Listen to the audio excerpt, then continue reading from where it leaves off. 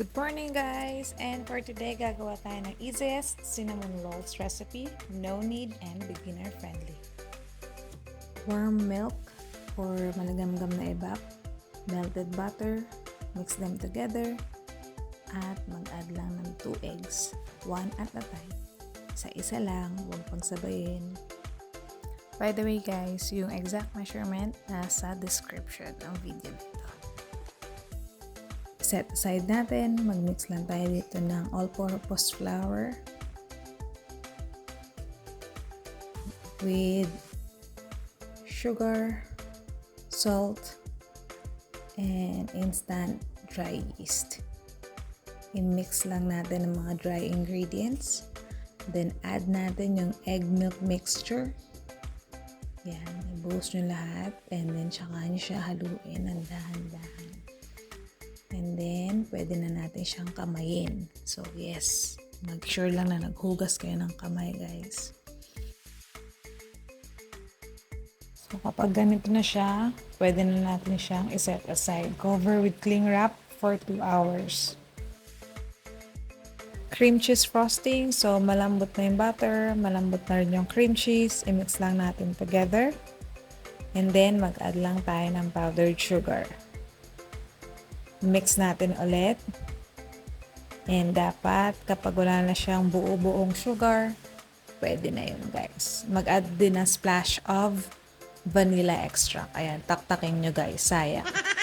And then, yan, hanggang sa ma-mix lang. O, diba? Ang kinis na. For our sugar cinnamon mixture.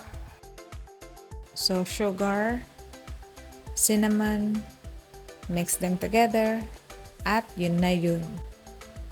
So, balik tayo sa dough. Proof na to for 2 hours. Actually, yung ginamit ko, yung dough kagabi na pinalamin ko. So, mas maganda yung kalalabasan kung after nyong i-proof for 2 hours is i-rep nyo muna overnight.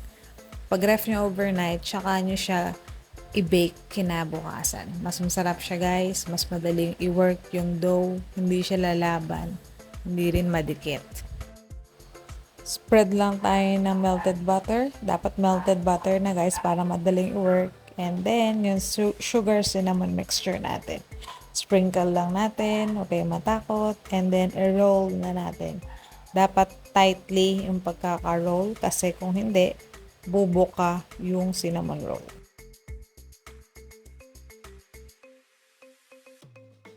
Cut lang natin ng about 1 inch per roll.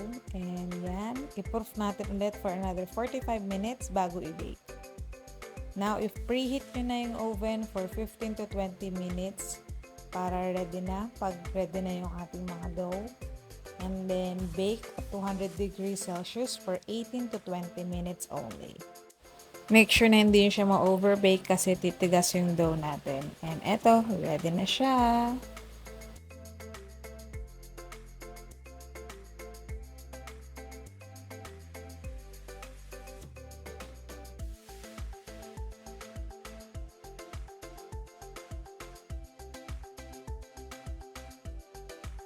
Maglagay lang kayo ng doll up ng cream cheese frosting sa ibabaw and then hayaan nyo siya mag-melt. And then later, tsaka nyo siya i-spread using spoon. Tikiman na! Ayan guys, malambot talaga siya, promise. So yan, diretso na yan sa bunganga ko. Reminder lang guys na kapag no knead or hindi binasa is malambot yung dough for the first day only. So 1 day lang talaga siya malambot. The following day madagas na siya. So kung gusto nyo i-fridge, pwede naman airtight container and then i-microwave nyo na lang kung kailan nyo kakainin. Thanks for watching. Like and subscribe!